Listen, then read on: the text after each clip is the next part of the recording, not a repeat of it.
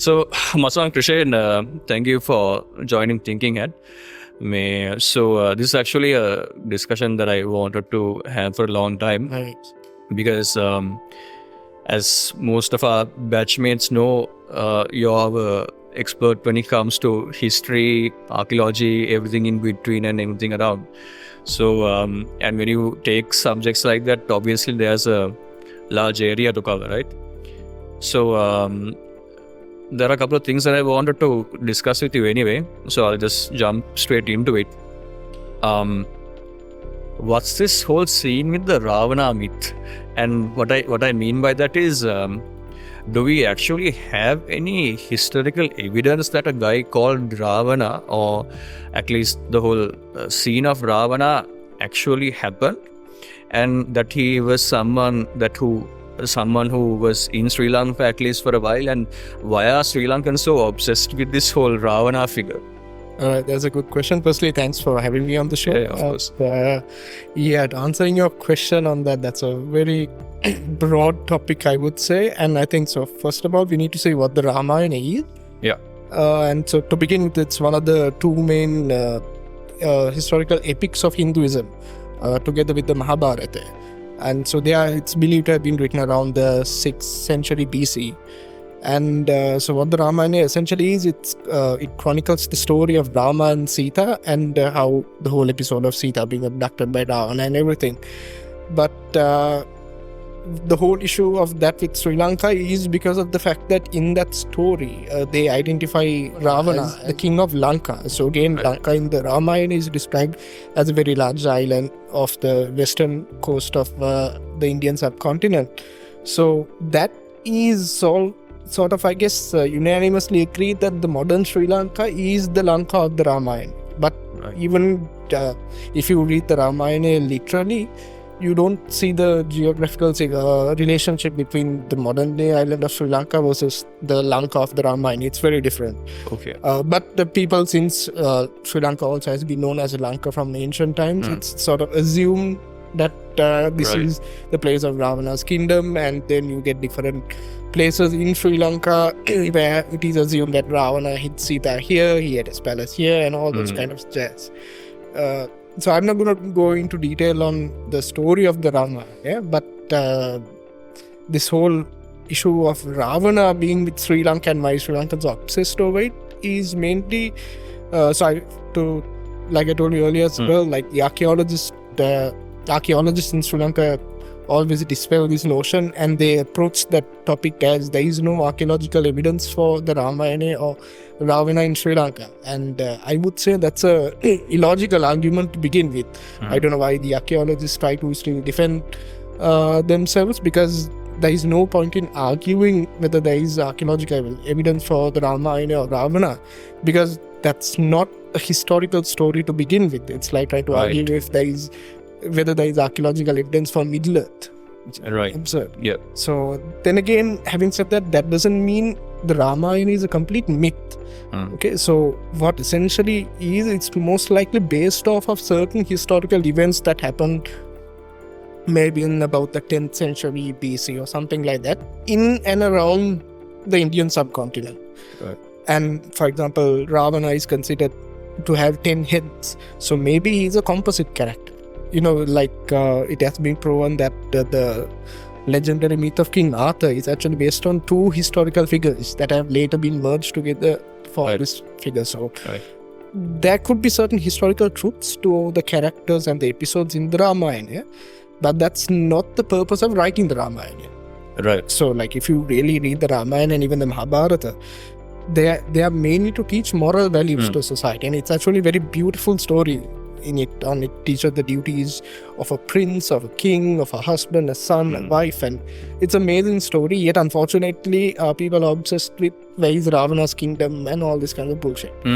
So that happened mainly because even going through like Sri Lankan historical sources from around the 14th century, you see a lot of the reference of the Ramayana being sort of inculcated in the Buddhist society. So traditional Sri Lanka, largely from the historical period, has been a Buddhist society, although they were Hindu temples. But from the 14th century onwards, you have a large number of people migrating from India to Sri Lanka and assimilating into the Sinhala society. All right. Okay. So they assimilate and become Sinhalese and Buddhists. Was there any particular geographical or political reason for that? That part I'm not too sure, yeah. but the chronicles, and there are various other stories that mention these migrations from South India, from Central India and everything. So it's very interesting. So from the 14th century onwards, you have a lot of these new coming people into the Sinhalese society, and with them they bring all these Hindu ideals, and that's where you see Hinduism influencing Buddhism a lot culturally. Right. So that's where you find from the Gampura period onwards, the temples will have the Devali with the Hindu gods and everything. Whereas in Anuradhapura, Polonnaru periods, you don't find that. Right. So with this inculcation of the Hindu ideas, the Ramayana also really gets incorporated into the Sinhalese society, and I believe it's from around that time onwards that these place names and the legends and myths come about. Okay. But throughout until the modern times, that has just remained as sort of village folklore, and there are about 50 places until about the 1950s. There are generally about 50 places identified with the Ramayana myth. But I guess what has happened in recent times is there is one thing, it's mainly tourism related. Tourism, yeah. So to attract the Indian tourists, they come up with these places, and I was speaking to a scholar recently, and he said, like, originally there are about 50 or 55 places that had these Ramayana myth. But now almost every rural village you go, they have something to do with Ramayana. Right. Which is clearly trying to attract people there. Right. The other part is, that one is a bit controversial, and it's partly related to archaeology also, is that so we know how our historical period begins from on the 5th century with the mythical arrival of King Vijay, and that's how the Sinhalese society starts. Right. But then when archaeologists were excavating and exploring Sri Lanka's history, we see that we have a large prehistoric period, which is the hunter-gatherer period, and that prehistoric period comes to an end till about 1200 BC, and after that you see a transition of the early Iron Age. So in Sri Lanka's prehistory, there was no Neolithic period. We straight away see the archaeological record. You can see the prehistoric period ending with the stone tools, and then suddenly you see iron implements coming about, and farming and agriculture and everything like that. So there was the rapid transformation of the early Iron Age, and this early Iron Age, then you see pottery coming about and everything.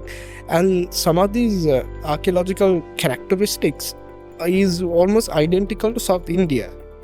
Okay. And so until the 1980s, the Sinhalese would regard their origins as from the 5th century BC onwards. But then here we have the 12th century BC, 10th century BC, 7th century BC having a very strong cultural link with South India.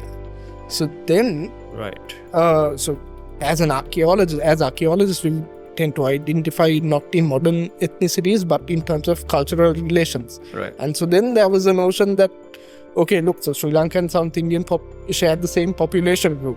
And so that was used by the ultra-nationalists on both sides to argue that, okay, so the Sinhalese come from the 5th century BC onwards. Right. Before that, there were Tamils in Sri Lanka. So that's why this is the Tamil homeland. Right. Because there is this similar cultural group between South India and Sri Lanka.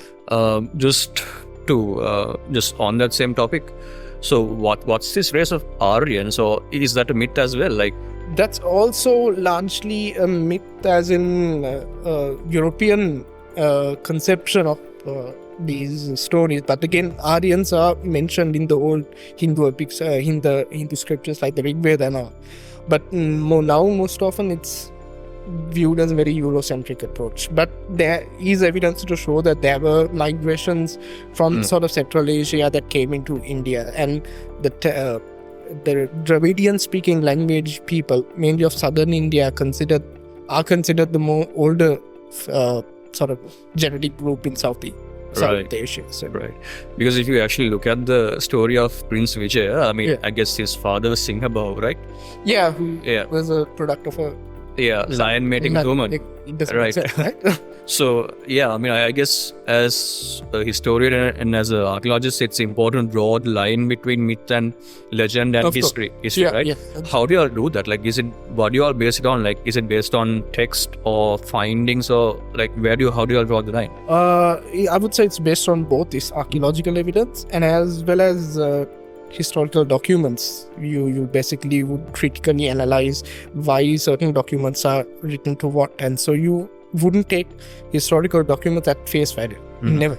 Like, even a historical document written about 200 years ago, you have to take it in that context that it was written. Right. Because most often they were written for different purposes and all. Like, for example, in the Mahavamsa, yes, the later chapters of the Mahavamsa are considered very historically accurate, but the early ones are full of these mythic supernatural events and everything. Right. And it also is the main source that says that the Lord Buddha came to Sri Lanka 3 times. Right. Critically looking into that, you can see that that's just an appropriation to give validity to the Mahavamsa, saying Right. that we have direct connection to the Buddha. Whereas most likely that didn't happen. That's a different topic. Right. But so that's, historical documents should always be critically analyzed, and then it's possible to see what are the mythic elements and not. And if there is archaeological evidence to support historical facts in the document, so then it's a bit more. So archaeological evidence is sort of considered the objective scientific evidence, because if you find this phone 2,000 feet below the surface, then it's there. Like, you can make up the story on how these were deposited and everything. So it's the historical documents that need to be really critically analyzed, and so archaeological evidence just supports that. So it's right. So in the Mahavamsa, there is a record of Vijay, but it sounds more mythical, is what you mean, right? Maybe it was passed down through like oral traditions and then written down. Yes. Whereas the more recent history was actually written down by the person who wrote the Mahavamsa. Exactly. Yeah. So, like, generally from Vijaya to King Pandukabe, who technically built the city of Anuradhapura, it is considered a bit of mythic history. You have a genealogy of kings, but it's most likely after Pandukabe only that we have proper concrete evidence, because you find some references to Duptugamalu in these inscriptions, and it becomes more credible after that.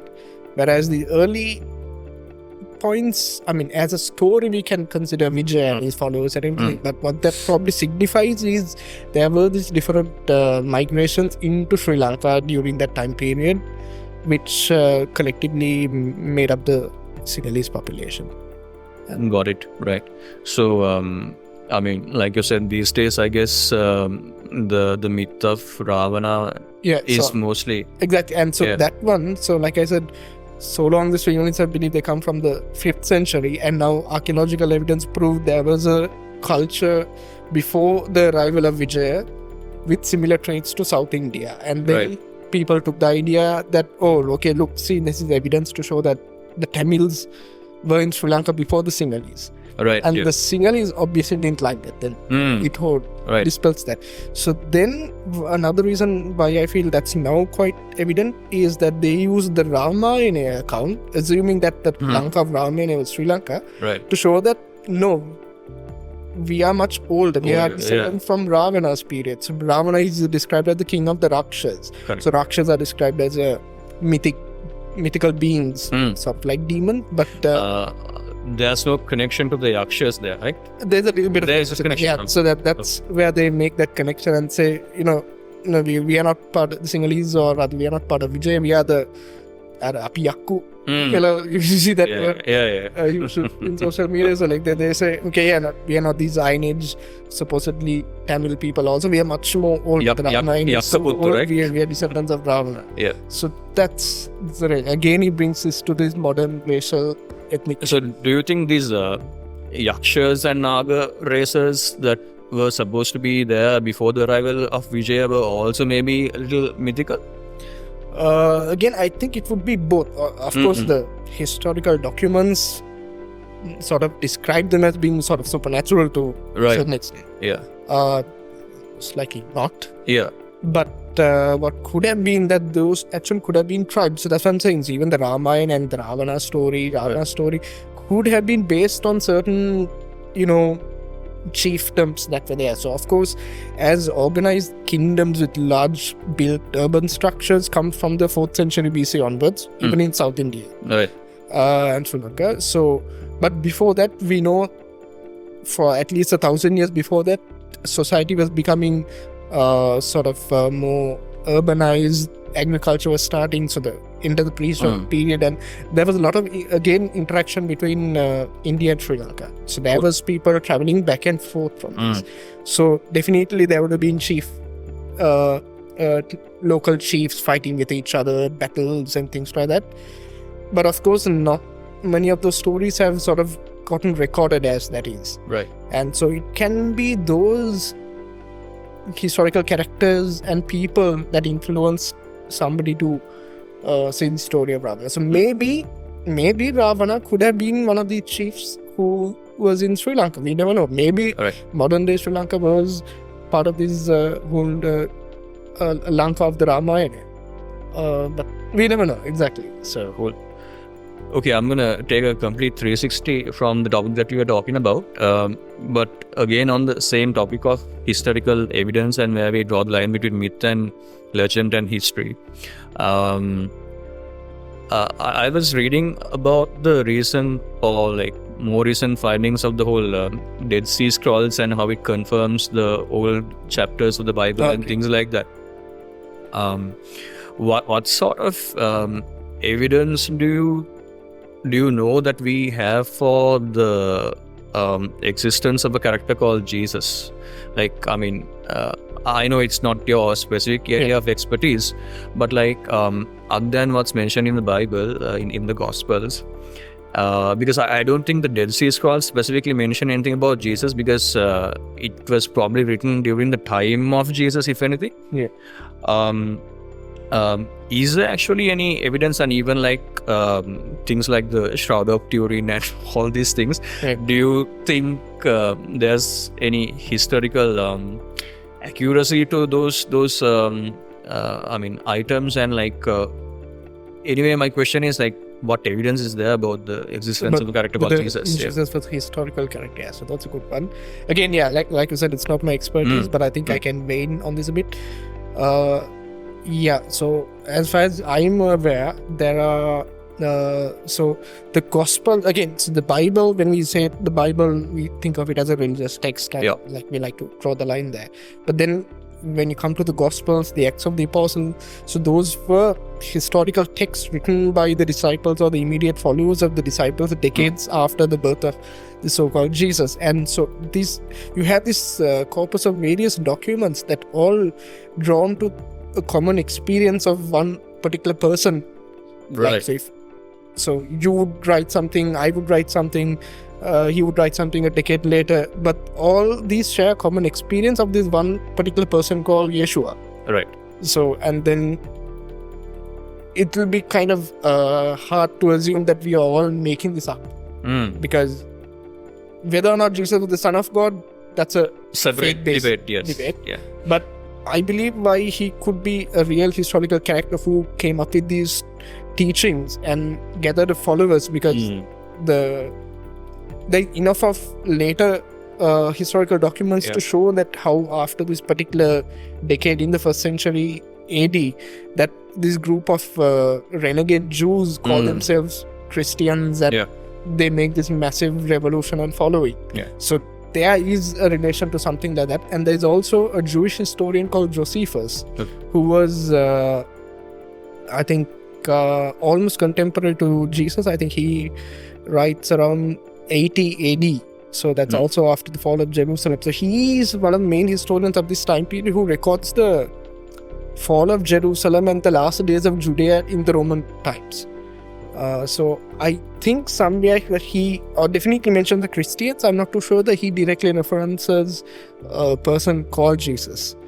But like that, there are compelling enough of historical evidence to show that there was a person called Jesus. But of course, there are no sort of direct documents or a diary or something saying I met Jesus on this day and spoke to him. So there's nothing like that. So all we have for eyewitness testimonies are the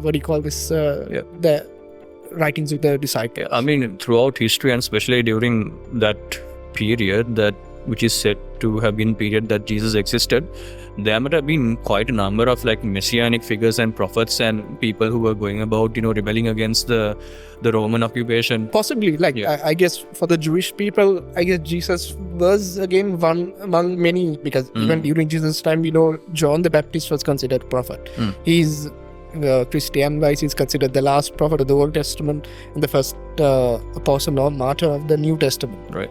So, definitely like that, there would have been various characters. Again, the Jewish people might have been confused because Christianity, as we know, it didn't origin in its initial years. Like, it was considered a breakaway group of Judaism. Yeah.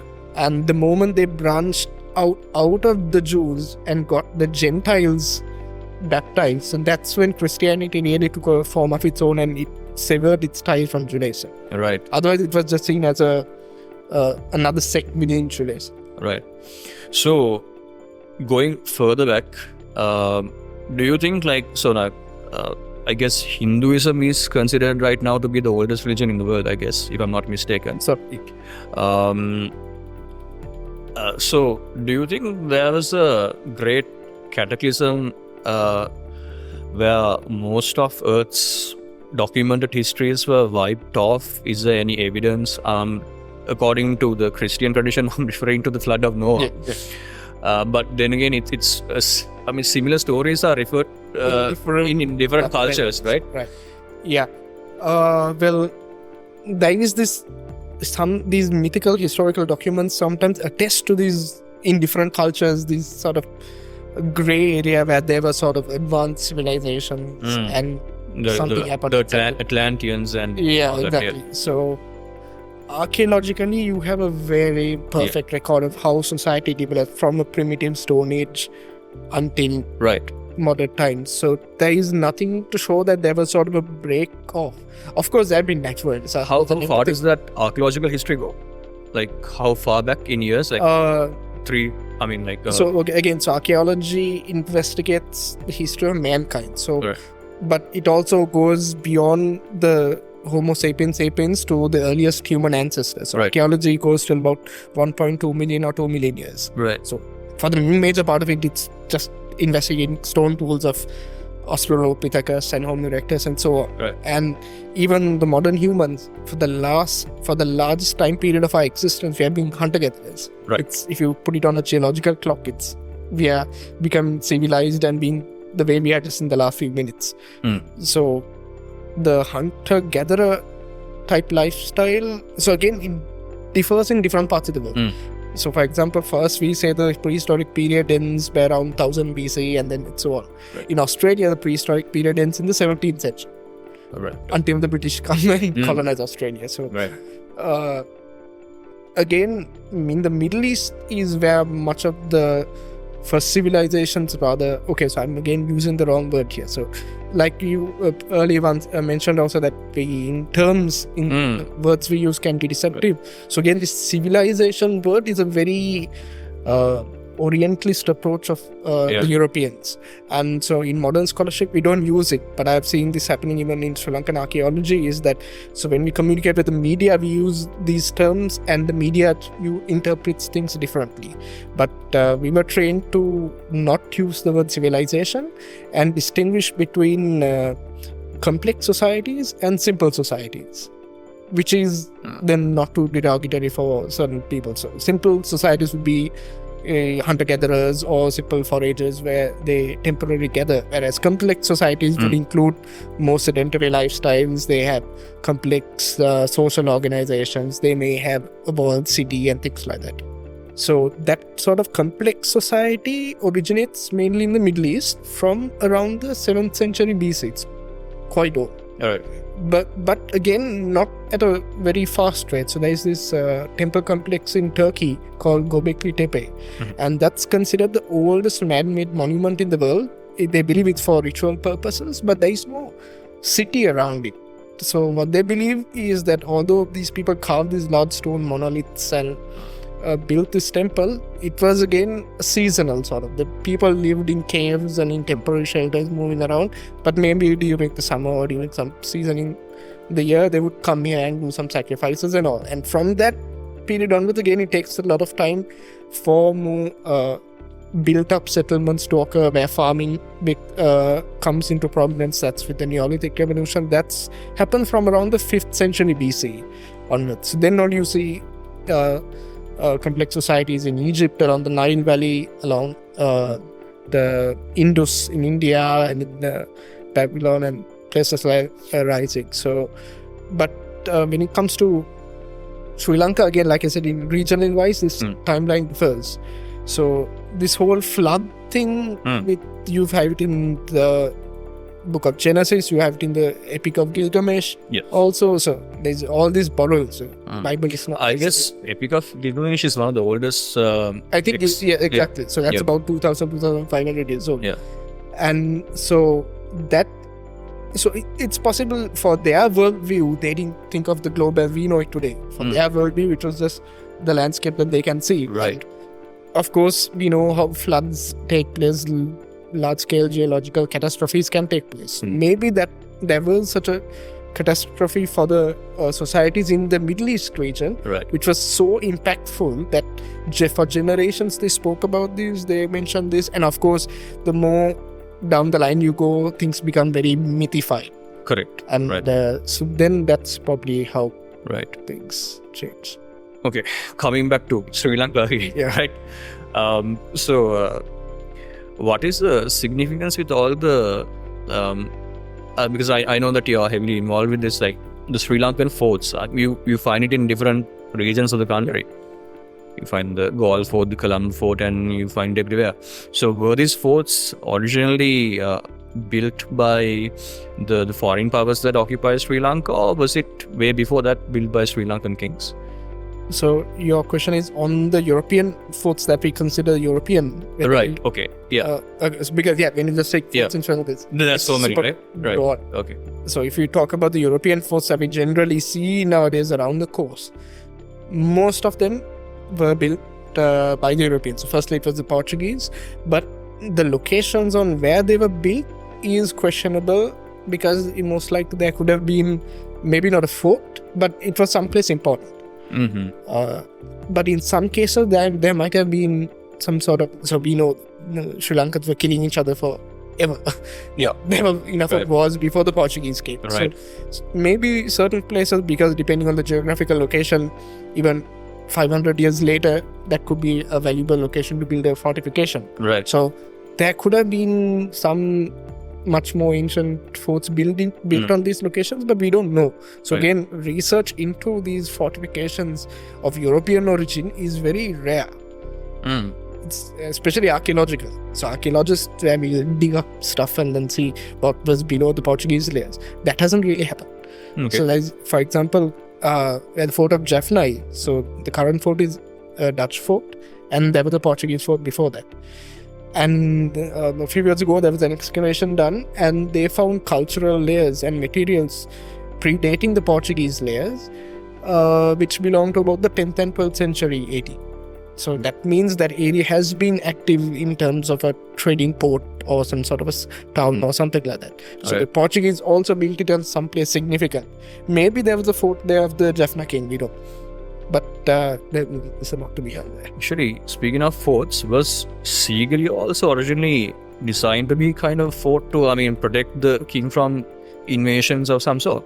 Good question. It's both, because always in the ancient period, if you look anywhere where the king resided, and any city would have a fortification around it to defend themselves. Right. That was like the standard, it makes sense, right? You would want your king to be protected first, and then also your people to be protected. Right. So all the ancient urban centers in Sri Lanka were fortified cities. And Sri Lanka, Sigiri is just the same thing. Right. Okay. So again, that's where this whole terminology plays its part. That the Europeans, when they first came, Sigiri is a fort.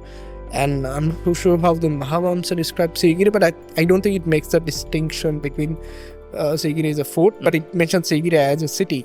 But of course, we know that according to Mahavamsa, Kasapa goes there to protect himself, because he killed his father and his brother, high-tech revenge. So he definitely had that defense idea in mind. And so that's why I think the defenses of Sigiri are much more prominent than what you see in Anuradhapura and Polonnaruwa. Right. So he had the concept of defense in his mind, but it was also natural that he brought the entire court of Anuradhapura to Sigiri, so there would have been the residences for the ministers and traders, and so they would have had the walls protect around it. And since he was guilty or fearful that his brother would take vengeance, he clearly had extra defensive measure taken across. So yes, you can describe Sigiri as a fort or fortress or citadel or fortified city. It's both. It was not a military fort for a military garrison. It was a city for the people. It was a city for the king. He has his pleasure garden. It's an amazing place. So I've read that. There's a certain irrigation technology in Sigiri that's so advanced that even modern scientists can't figure it out. Is that the case? Or no? So again, that's a very misconception. I've seen where I think they argue that there are channels through the rock they put. Right. It's the other way around. It's always the other way around. And so I was quite curious of these myths go into society and people tell all these major things, but no, So there's no irrigation scheme where the water flows uphill? Nothing like that? Nothing. It's actually physically possible for ancient standards. Right. But of course, the people who built Sigiri did take irrigation into account, and their engineering is still top-notch, and that should not be disputed, but it's just the other way around. Right. So what they did was how they got the Sigiri water garden that is below on the rock field is that from the rock, throughout the rock on each side, you can actually see these grooves. So those are all ways of channeling all the water that falls on the rock downwards and once it comes to the lower levels, then you have the drains, and because they have the fountains, and every time it rains, the fountains start working and things like that. So it's always a top-down approach. And that issue, which many people also point out, that there's a large lake on top of the Sigiri rock and the pool likeness, and they say so that doesn't run out of water because it comes from downside. No, that's not the case. So that's all rain-fed water, and like that, rock-cut pools you find everywhere in Sri Lanka, and they always retain water no matter how large the drought is. I don't know about the science on that, but so it's collected only through rainwater, and it retains that water there. Right. So you find it in several large rock-cut monasteries. You would find these rock-cut pools on the very summit, and they always contain water. Cool. I mean, we do have a number of different topics to talk about. This is like the man. If you go to I know. Because it's very difficult to like we were talking about. It's very difficult to separate history, legend, and myth. Exactly. And you can go on forever. So if we talk about this mythical stuff and this whole concept of ancient aliens, which the History Channel has a very popular TV series. All right. Again, it's utter bullshit, and so that's. that's done for the views, I guess. Yeah, and for views mainly, but it's an entertainment company, and so again, that's a very Eurocentric and a racist approach which came about in the last century by certain prolific writers. I forget the name. So this is one particular guy in the 1960s where he wrote several books. He was proved to be a fraud, yet his books were so popular, he opened up this whole discourse that these old ancient wonders were built by aliens, that people couldn't do it. And why I'm saying it was Eurocentric and racist is because it came from Europe or from the West, and they investigate all these non-Western sites, and they believe that people can't build this, so then it must be some sort of extraterrestrial aid, because in their mind only that Europeans can build engineering marvels and all the other people outside Europe are not civilized. So that's a very, very racist thing to think that the ancient Egyptians did not build the pyramids. So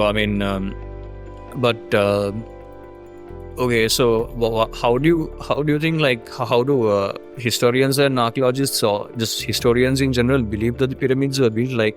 How were the rocks brought into that area to sort of get it done? One thing, I have not read too much on that, so I know there are about 2-3 theories on there, because there are remains of large ramps. So at each stage, each time the height rose, the ramps would have been extended, then people would have brought the blocks around that. That would have been most likely the case.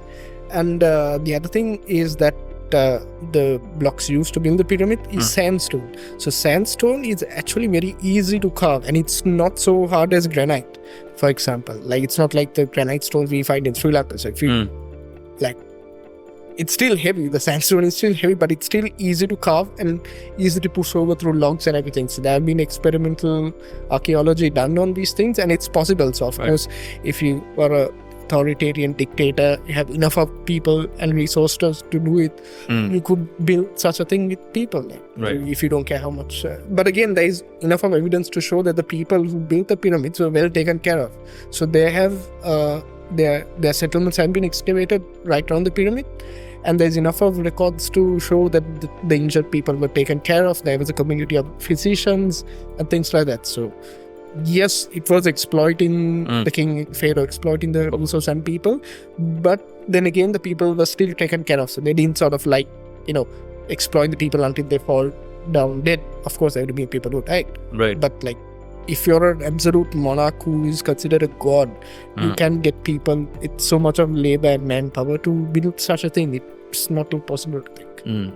So, the using of slaves back then, let's say by the Pharaoh, were these Egyptians or were they outsourced? I'm not too sure. Because again, so that's why I said I don't think that was slaves. That was. Right. I think he just commanded his own okay. people to build it. Maybe there would have been. So again, slavery is a very different topic and a diverse definition. So maybe through his conquest, there could have been certain tribal groups that he employed as slaves directly. But I think that as far as my readings go, that it was the normal population that built it. Right. I just thought of a very interesting thing to check with you. One of my favorite action movies is 300 by Zack Snyder, right? Yeah. So the moment I say 300, I mean, so the movie was based off a graphic novel. Yeah. And if you have seen a graphic novel, it's hugely exaggerated. Yeah. Right? Was there actually a group of Spartans back then who was Xerxes actually a historical figure? I think no, that the whole history behind 300 is real, as far as the Greek chronicles go. Right. And they still know where the battle took place and everything. Right. That whole the history is all true. Okay. And Xerxes was a Persian king who invaded Sparta and everything like that. But how 300 is portrayed is very... Oh, right. So from historical movies, standard also 300 is like completely different. But the story is... Story is true. Right. Okay. As far as the Greek chronicles. Right. Okay. Have you seen the movie? Yeah. So in terms of history and in terms of the history that is depicted in the movie, what's different? Do you remember? Yeah. Okay. I'm not like, I know the general story that these 300 Spartans defended this pass. Yeah. That whole part is true. I'm not too sure of any other historical accuracies or inaccuracies in terms of the other characters that are played in the movie, because there is this one of the Spartans that betrayed the Right. Yeah, the hunchback. Yeah. The hunchback. So I don't know if he is a historical character or not. But even recently I was watching these videos on YouTube where historians rate historical movies in terms of weapons on 300. Right. They had their doubts and issues that how the Persians... the long spear? That they... The Greeks and the Spartans are most likely correct, but they said they wouldn't have been entirely bare-bodied in the way Sparta is. Right. They would have had a bit more armor and things like that, as well as the Persians would have been much more organized and things like that. So right. Yeah.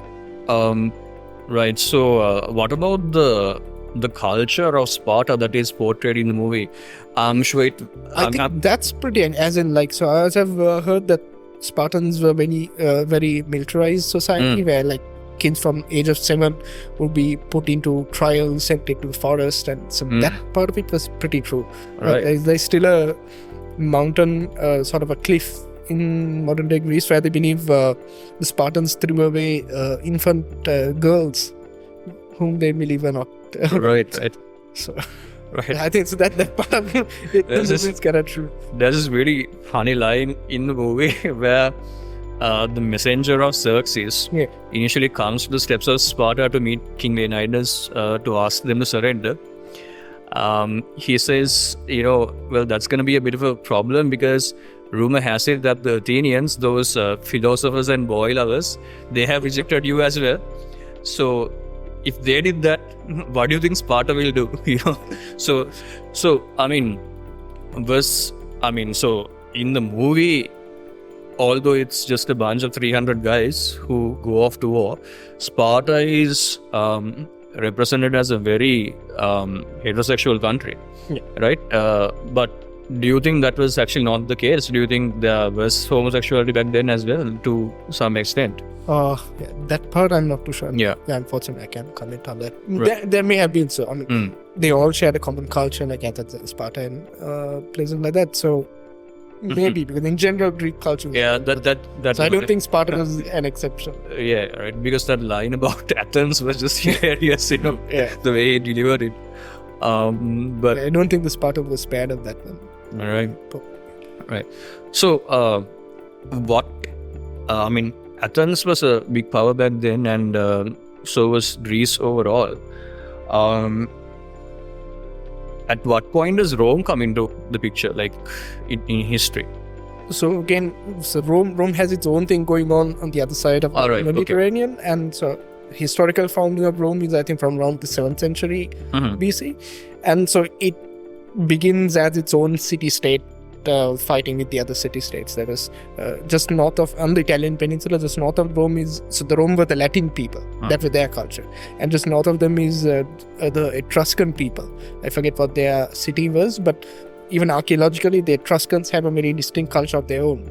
And so from around, I guess, the 7th century BC till about the 2nd century BC, Rome, it's all about fighting among the city-states in the Italian peninsula, and they slowly gathered their influence. And I think, but definitely by the 2nd century BC, they have come out as a very strong power, and that's where they fight in the Mediterranean against Carthage. Carthage begins the Punic Wars against Rome, and so that's from around the 2nd century BC onwards, you see Rome really starting to have its identity of Rome as we know it. Right.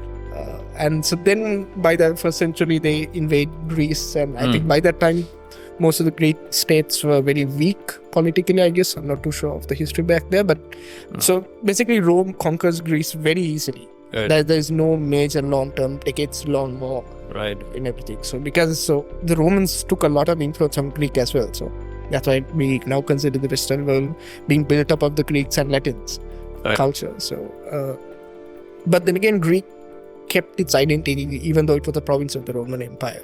So like even in Christianity, you see this divide between the Greeks and Latins, and that's how the Roman Catholic Church becomes the Church of the Latins, whereas the Orthodox Church becomes... So the Romans, were they initially pagans, or were they kind of worshipping the same gods and goddesses as the Greeks, or like what? They took inspiration from them, and I think there was a major cultural appropriation from the Greeks, so that's why Romans have almost the exact same gods, just with different names. Right. So pagans is basically a historical word to denounce non-Christians. Right. So that's not the name for the Roman or Greek age. Right. Okay. And like when Emperor Constantine made Christianity the religion of Rome, obviously that must have been a political reason, right? Like a geopolitical reason. I think so. I'm not too sure on that one. I don't think it was very devotional move. Because I think by that time, Christians had been quite influential in the empire, but although he made it legal, he himself did not convert until the very end, I think. Right. Maybe, But his mother was very devotional, so it's attested to his mother that she went, so once he sort of made it legal, she went to Jerusalem and collected all these relics that belong to Jesus, and that's how these relics end up in Europe. They hang pieces of the true cross, the crown, the Shroud of Turin, everything like that. So, are those still around? You do find a lot of relics relating to directly Jesus himself in many churches throughout Europe and the world. But these are all claims, or you know how authentic these are, because to think, for somebody, from the moment that Jesus died and was crucified, the disciples were scattered, and it's only later that they try to organize themselves and all. So for the fact that they had consciousness to think, I need to save this part of the cross for later, or the shroud and all, it's Right. really help that. I don't think so. There was this really famous comedian, I forget his name. He said that empires don't fall, instead they transform into something else. The example that he took was the Empire of Rome. Yeah. He said that it converted into the Church of Rome. Because if you, I don't know, that's why I'm just trying to check how true it might be. So basically he said that if you ask where is the Rome of wealth right now, he says it might be in the Vatican, in the basements of Vatican. I don't know how true is that.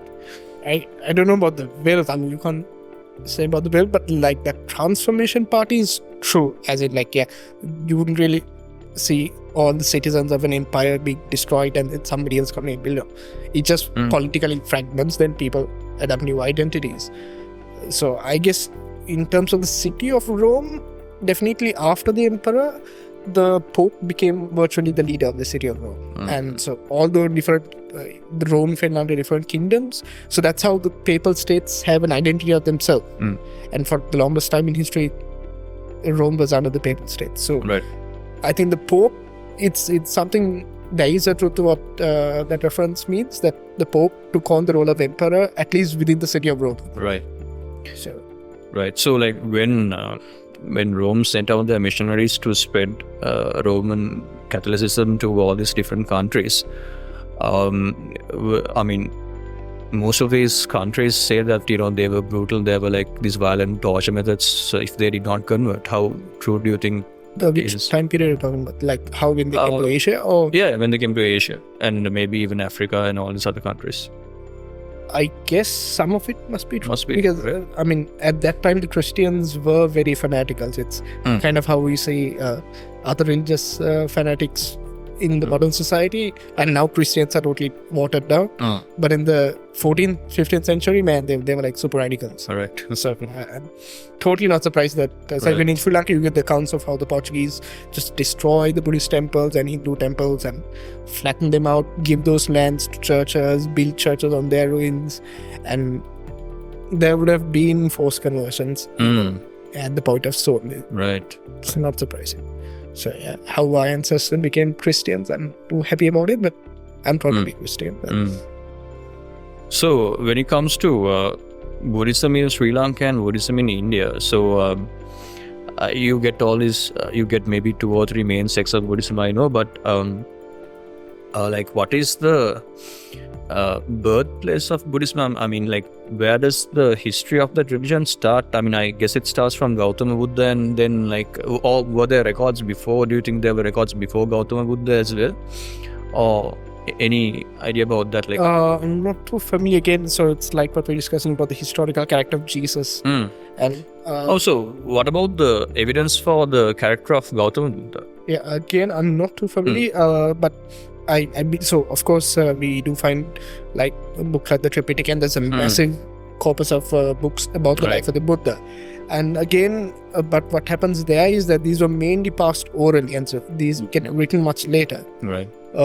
So it's again a matter of faith. Unlike Jesus' time, I don't think there is a lot of evidence to show that Buddha was a historical figure, but from the corpus alone, that all the disciples come to this one experience of this person teaching these things, I think there is no doubt to say that he didn't exist.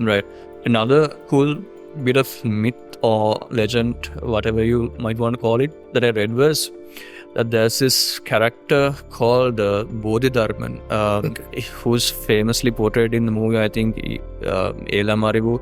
It's a Tamil movie. It's about this guy from South India who goes to China and spreads Buddhism there, but he's also supposed to be the guy who started martial arts, Kung Fu, right? So, do you have any idea about? Not like, because I saw recently a video on that. I just watched it, but yeah, I think that there is that historical link between India and China. So Buddhism evolves in India. So of course, if you find Buddhism in China and Japan, it went through India, and so it's possible that there is this, whether he's a real character or not, I'm not too sure. But that influence is there. Whether he influenced the martial arts, I don't. It's crazy how, like, the content that we watch, movies, TVs, papers back then, I guess phones right now have the ability to influence your perception of history, right? Oh, definitely. It's crazy because we don't necessarily make the distinction between what's myth and what's real the moment we read something. Sometimes like we read something on the phone about Ravana, about all these characters, we just take it on face value, right? So it's crazy. Yeah, so that's one of the biggest challenges to historical scholarship, I feel, is that again, so we don't question the source or anything, and the general population's interaction with history is mainly through media. So it's the people who put this content to media that need to take the responsibility in giving accurate thing. Yeah. So if you want to bluff, you can easily put up stupid story and people may follow you like. On that same topic, this is epic, right? So there was a recent Cleopatra TV show on Netflix. I don't know if you saw that. I didn't see, but I have the controversy behind it. So the controversy is, it was portrayed in the TV show. Cleopatra was portrayed in the TV show as a African American woman. Yeah. How accurate is that? So again, what the issue was, the common Egyptians would have been of course African and dark skin. Right. But Cleopatra was of a mixed line of Greek royal. Macedonian, no? Macedonian, yeah, directly from Alexander's general Ptolemy. Right. And so she would have definitely not been as black as that. So I don't know her exact ancestry or whether they were native Egyptians who married into the royal family. Right. But really, she wouldn't have been as the common people will say. But the Egyptians were dark skinned. Definitely. Dark skin were they? Probably not as dark skinned as how you find Africans in Central Africa, because Egypt is more on the fringe of the Middle East. And Middle East, again, you find both dark skinned and light skinned people. So it's quite debated. So again, that debate comes with this whole cultural awakening of the Africans, because until then, Hollywood has always portrayed bloody white Europeans as Egyptians, which is ridiculous. Of course, not in the case of Cleopatra, since she has Greek ancestry. Most often she would have been much more light-skinned and very different to the common people. Right. But Egypt again has gone through so much of migrations and assimilations over the years. So the modern people of Egypt, you can't imagine that the ancient ones looked exactly like them. Right. So it's very hard to judge that. Right. Because so even further down the line you go, there were the Numidians who were very much black, who have their paintings on temple walls and all, but they also adopted the Egyptian lifestyle, built pyramids and everything. So there, I think in the historical ancient Egypt, the people would have been more dark skinned. Yeah, and I'm guessing Jesus and his disciples were not Caucasian as well, right? No. Most Caucasian might be, but of course not Western. Really? Caucasian? I think even Middle Easterns are considered Caucasian. All right. Like even all of us are. All right. I think it's just Negroid, Caucasian, Peking, and something else. Okay. Europe to Middle East to South Asia are all considered Caucasian. Right. Oh. And Negroids are very much more distinct dark Africans in Central Africa, and the Peking is the Eastern Asian looking people. Right. So but was he white? Not European, of course. Not European. But again, so I'm not too sure how the ancient Middle Easterners would have been, because even now in the Middle East you find like very simple, correct, fairer than Europeans, and then relatively dark people like our skinned also. So exactly how Jesus would have been, it's very hard to. Maybe I can also weigh in on these, I don't, from the 14th century onwards, migrations from India to Sri Lanka and how they assimilated into the Sinhalese. So that could also be an interesting topic, because most often these family lineages have these origin stories of how they came. And so in some of the prominent Sinhala surnames, you see they would have their ancestry as coming with the Buddha when the boat tree was brought to Sri Lanka by Sangamitta. The chronicles say that she brought several artisans and craftsmen and things like that. So there are these prominent Sinhala surnames where they believe their ancestors came with that. Where in fact that is a colonization myth, because they come much more later in the 14th or 15th century. And so once they come in the recent years, so they assimilate into the Sinhala society, they introduce themselves to the king. They get sort of baptized with Sinhala name. Right. And start speaking the language, but then once their ancestry is being written down to bring weight to the fact that no, we are not new immigrants, we came much earlier, they have these very elaborate origin myths, how their ancestors initially came with the both tree to Anuradhapura, they settled down in this area, then there was a drought, we went back to India, and now we're coming back again. So it's a very fascinating colonization myths that are there in this. And so it's sometimes funny how you find the Sinhalese arguing that we are the first people in this island, whereas some of the Sinhalese, their ancestors, could be much more recent from South India than what about older generations. What about the evidences we have for the evolution of man from monkey to Homo? There is no controversy there, but there are some people who dispute that, right? But that's probably, I guess, unfounded on who doesn't really follow the scientific method, because for the evolution of man, you have to understand how evolution works and how we see that evolution working in the fossil record, because it's not easy, like you're going to thousands and thousands and millions of years, and how you see fossils slowly change is how you put that logic that it's an evolution. So one of the disputes that I heard was like maybe between two, there's between several, that there are massive gaps, and those gaps have not been identified. Like let's say the skull of a monkey and the skull of Homo erectus or whatever. Then there's a massive gap, and that you cannot change from monkey to Homo erectus is like here and there. That could be basically due on it. So fossils, it's not just because an organism dies that his body will be preserved. Like you have to have very unique conditions for fossils to form. Right. And so fossils is not the bone we say, it's a copy of the bone. It's minerals basically. It's not organic material. Alright, okay. Yeah. In general, what we call fossils. So in some of the early ancestor species of apes, maybe there are gaps. Yeah, even I think I've come across few odd things, but that's due to a lack of research and lack of evidence. But I don't think it's... So in general, scientists all agree that evolution is what evolution is. Definitely. The theory it's of evolution, right. widely accepted. And so people who dispel it is people who cannot understand that logic of the sciences.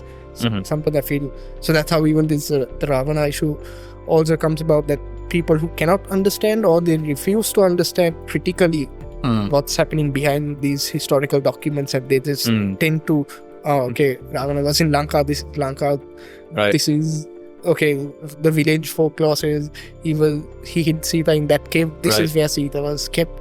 It's crazy, like they throw logic away for either ignorance or on purpose, I don't know why. But I mean, there might be some religious reasons as well. Like, the question is, if we came from monkeys, then at what point did the soul come in, or do monkeys have souls? So you get that is all. So that's where I stopped between my faith and but there's one interesting thing I like, how you also talking about the Trinity, is that how now in Christianity we believe the creation is God's work, and like there is no, so the hardline Christian fundamentalist would say that evolution is not true, God created the world and man, whereas evolution is real. You cannot dispel the fact that the earth is 4 billion years old, we have these different animals evolving, extinctions happening, everything is there. You cannot say that dinosaurs did not exist. And so then you probably wonder, so humans evolved, we can clearly see it evolved over millions of years from different species, and now we are here. But then if God created the world, how would that be? But if you study evolution very well, it's so complex and amazing how natural mutations could occur to create this totally new species, and it continues from each generation. That if we like to think God created the world from believing in the sciences and the religion, it will be interesting to see that God created the universe through the Big Bang. Maybe the Big Bang was the snap of God's finger. And although we like to think that God did it within 7 days, we don't know how the time scale works in a spiritual level. Maybe the billions of years the universe took was how it is. And evolution is so amazing that dispelling evolution, like I'd like to think God created the universe and evolutionary processes, and I feel dispelling the evolutionary process is an insult to God's creation. Right. Because it's so amazing and complex. It's like how we develop these complex computer algorithms. Like, you know how much of thinking goes into developing these softwares. And dispelling that and saying, no, somebody created it with the snap of his finger is an insult to you, right? So, sorry, I'm doing that. But that's it. Like, if I would like to think that everything in the universe was created by God, but it follows a natural process. And for us, although it took millions of years for humans to evolve, in God's time scale, we don't know what happens. All right. If he is existed or not. But so in that sense, insulting that the evolution is fake is an insult to the creation, as what I would say. Interesting. I mean, if you think of what the next step would be, of course, evolution is a process that takes, hundreds, thousands of years, right? With the introduction of AI and all these things. Oh, we are going extinct. We are going extinct so badly. But there would be changes for sure. I mean, naturally also there could be evolutionary changes, like even 1,000 years later, maybe it could look a little bit different. Yeah, I mean, there might artificially be... also, like domestication is an artificial process of evolution. Sorry? Domestication of animals. Right, okay. Is an artificial process of evolution. It's not the natural selection. We select it. Right. So, I mean, just like we have different types of dogs, but it's the same species. Right. But you have from small chihuahuas to large guys. So, you never know with now what people do to themselves and how you never know what the future would look like. We would be looking very different 1,000,000 years from now. Right. If you would survive on it again. But the cool thing is, like, AI can be used for so many different purposes. I mean, it could be used to help archaeologists like yourself as well, right? I mean, in extraction of through technology. But I can definitely see AI helping into reconstruct. I'm also interested to see how using AI you can come up with these paintings, right? Like images. Yeah. So then, like, if an archaeologist is not talented himself to draw, but if you can give the right prompts, they right amount of information in the server. Right. Just you should be able to get and reconstruct how the past looked like. Another thing that I wanted to clarify was, again, I guess it's still debatable. Some say that dinosaurs had feathers. They were more likely. That is probably true. Again, probably not in the sense of how we see feathers like birds. Not the T-Rex looking like a completely oversized chicken, but certain amount, I guess. For the T-Rex, they dispel that though. Right. They say he might have had some sort of feathers over his skull or something like that, but the smaller dinosaurs like raptors definitely now had. So it's interesting, like our conception 30 years ago, the Jurassic movies, what we see, and then what we see now scientific evidence is like, oh my gosh, that's it. Because so far we've only been finding the bones of dinosaurs, so it's only we can construct its form. So even the coloring, it's all just conjecture. Yeah, so I guess some believe that birds are basically, descendants of dinosaurs, right? Yes, that is true, I believe. Okay. So dinosaurs, you get the sauropods and theropods. So theropods are the two-legged dinosaurs, like the T-Rex and the raptors and stuff. Right. So it's the small versions of them, because the larger you were affected by the asteroid that hit the Earth. So it was the smallest species, even the mammals evolved from all the small species that were able to survive that catastrophe. So there were small dinosaur species even this size. So those could have had feathers and they lived up on trees and everything. Right. So it's that evolutionary line that came into the birds. So it is good. Interesting. I mean, since we have time, we can... So it's not the T-Rex evolved into a bird. It's an ancestor of the T-Rex. Got it. Separate line was branched off and then that. Right. I was going to say, since we have time, we can discuss World War II as well. That's always an interesting topic. Yeah, it's fun how we went all... It's like... That's so cool. I mean, World War II, there's so much to talk about. Okay, where do you begin? How... advanced were the Germans compared to the Allied forces? I mean, how advanced were not necessarily the Axis powers, but how advanced were the Germans compared to the other countries in the world back then? I don't think they had a major technological advantage. It's more of doctrine, especially I think you're asking it in the context of why the German army was immensely successful in the initial years, right? It was mainly doctrine and how they used their weapons that made them advance. It's not necessarily that they had the best tanks. In fact, the initial tanks, the early German years are actually very shit. But it's the fact that how they use those tanks in numbers, and they had quantity as well. So Germany was an industrial hub, and so it's that doctrine that really gave that success and quantity as well to some extent. So I don't think necessarily things are very advanced, but I think of course some of the German fighter planes in certain circumstances were better than the ones the Americans had at the time and everything. But once the war progressed, everyone started research and development on a fast scale, and so I mean, I know this is a vast topic, but I'm just rushing through this entire topic with you because we have limited time now. What would have been the turning point? Was it Churchill, or what was exactly what would you say is the turning point of World War II? Again, to be honest, I haven't really read that much on World War II, but from what I say, everyone generally accepts that the turning point is when Hitler decided to invade Russia. Because, so he then virtually opened the second front on the east, and which drew up all the resources. So, invading Russia, like he should have learned it from Napoleon. That was the beginning of your end. So it's exactly the same for Hitler. Exactly the same. So I would say, I mean, I heard here and there that there are some who argue that there are different other events that might actually be the real turning point. That the Japanese bombing Pearl Harbor, or America joining war, or even the Battle of Britain, for example, because the Germans actually expended a lot of resources and aircraft trying to bomb London, and that was a massive failure. So, on the subject of TV and movies, what's your favorite World War II movie? Or what's your favorite war movie of the recent wars, like World War I and II? Modern wars of the Second World War. Can we take TV series as well? Yeah. Band of Brothers, ideally. Band of Brothers? Yeah. Interesting. And then together with Saving Private Ryan, because they are very historically accurate. I guess there are some other exciting, like Fury and everything is also quite interesting, but in terms of historical accuracy, Saving Private Ryan and Band of Brothers really portray that field. Right. Okay, again, another kind of a 360. How accurate do you think Spartacus was?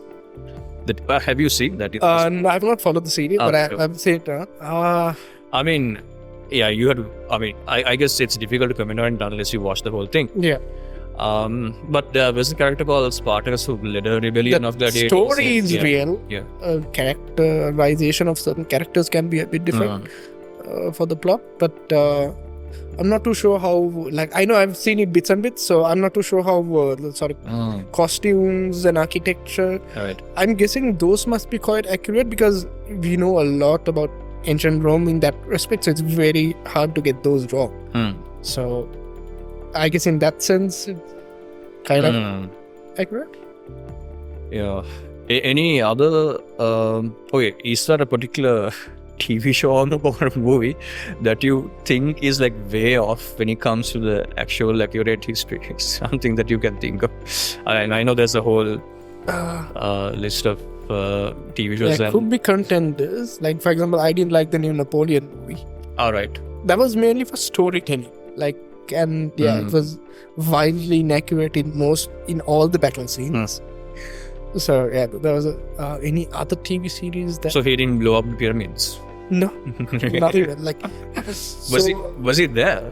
He was there, but I don't think it was fought near the pyramids as far as I know. It was a series of battles also. All right. And like, I knew that movie is gonna run into the same problem it ran with Alexander 2004. All right, I can't remember watching that. It was so long ago. Again, so Alexander, so you're covering like a 20-year career in like a 3-hour movie with the same ideally. I mean, Joaquin Phoenix is old, so he suited the end Napoleon, not like 20-year-old Napoleon. So when the beginning of the movie is when Napoleon was 21 or 22, right? And you have like a 50-year-old Joaquin Phoenix, right, which is totally stupid. And Napoleon's entire reign is so eventful. You clearly cannot. Even with a 4 or 5 hour movie, you cannot cover his life story in a meaningful way. So what it felt was like different shots for a good documentary. Like if you spread it in a large documentary of historians explaining the thing, then you could insert these slots in how he was crowned, how he fought certain battles and everything. So I knew that's going to fall flat on its face. Like ideally what they should have done is just focused on the last years of Napoleon. His fall, maybe, and with a more accurate portrayal of the Battle of Waterloo. Whereas the battle scenes, how the battles took place might have been quite accurate, how they would find line and the cannons and everything, but how those battles actually were fought, like historicity of for example, they show the Battle of Austerlitz. That was totally wrong how they fought it. The final battle was Waterloo. That was totally wrong. Like I've studied and read a lot about Waterloo and so I mean, see the thing is, like, I really don't mind certain movies taking liberties just for the sake of entertainment. But what I heard from people who I couldn't watch the movie, the reviews were so bad that I didn't want. I mean, when I saw the trailers and when I heard about when it was in production, I was really anticipating this movie. But once it came out and when the reviews were absolutely horrible, I didn't want to watch it. So something that I heard some of the guys who watched the movie say was that it was just cool, like really cool looking scenes here and there was no real plot. No, exactly. There's no character development. Some characters just totally go missing. Because again, you're covering a massive timeline and it's either like a battle scene or like some sort of cool scene and Napoleon just being horny. That was literally it. That was literally it. Even for him, there was no character development. Like, it was so absurd. Like, so because I think that they were really basing it on British accounts of Napoleon. Obviously, they were against him, so they had very wrong portrayals of that. And I think so. Ridley Scott was. What about on Ridley Scott? On the topic of Ridley Scott, what about Gladiator? I mean, how accurate was there a character called Maximus? No, exactly. So the reigns of Marcus Aurelius and Commodus is true. But Maximus' character is all fictional. So again, that is interesting. So you're basing it in sort of a historical context, but you have liberties to play it out with story. I mean, it really didn't matter to me whether Maximus was real or not. It was just like a very good story, comprehensive things, and it was quite accurate for how the weapons and the battles took place and everything. So, I mean, something like that, like even Napoleon, he could have had just fun, smaller, not with the character development. See, that's again one of the reasons. This is actually one of my top 5 movies of all time. Inglourious Bastards by why am I zeroing on the name of the director? The guy who did Pulp Fiction and all that. Anyway, Quentin Tarantino, right? Absolutely love that movie. Hitler gets killed in a theater with a machine gun. Hilarious. But for the context of the movie, that was epic. Have you seen the movie? Well, I think I watched it sometime back. But like, it's obviously not historically right. But they played around with the thing. So I mean, that's kind of like his forte. Like he did the same thing with Once Upon a Time in Hollywood. How the Manson family gets killed and things like that. And then he did the same with like few of his different movies. He does that. He takes history now. Like so in the same movie, Once Upon a Time in Hollywood, there's this scene where Bruce Lee gets his ass kicked by a stunt guy. Right? So I don't think that would have happened, but so he loves to do things like that for the sake of artistry, and which is fine, right? But then you have to understand that is not actual history. You can't do a Netflix documentary where you portray all these crazy things which never actually happened, right? So because they portray it as actual. I mean, they say it's a documentary, that it's actual history, but then they show all these crazy things, which is, I think, very misleading. So for me, sometimes what I would appreciate or like in historical movies is as long as they get their cultural setting accurate, like the costumes, looks, and feels, if that is accurate, I feel that's fine if the directors have their own take on the story, and if new characters are added, and they can have the sort of liberties with those kind of things. But as long as you get the setting right, like so. But in some historical movies, you do see that like very well known things. Like for example, like even the 2004 Alexander. I was recently reading it. Like so, as a small kid when I watched it, it was totally fine. But then later on, I watched it several years back, and again. Compressing Alexander's character from a prince to his death was super stupid for a 2.5 hour movie. But so they actually get the costumes and the historical settings very, very accurate. So I was these few days actually I was watching videos of how historians review ancient battles in movies, and they say the Battle of Gaugamela in Alexander the 2004 movie is the most accurate historical battle depicted in Hollywood. Right. Like, so the costumes, how they fought, the conditions on the battlefield, exactly how it would have been. So, those kind of things. Right. So, the thing about Alexander, why, from whatever little I have read, why he was so successful is because he came up with these different war strategies, right? Was that not the case? I think he was a very good field commander. Because the army was developed by his father, by Philip II. Right. So the Macedonian phalanx and a trained, disciplined force, it was built by his father. So he just used that existing machine to win enough of battle. Right. And I think as a genius, he was a tactical genius on the field. So. Right. Interesting. Anyway, thank you so much for this discussion. I mean, there are so many topics to cover. I would love to meet once more and, basically discuss the topics that we missed out today. But just thanks for having me. Glad to join another round. All the best to you and your research as well. Thanks. So, cool. Thank you. All right.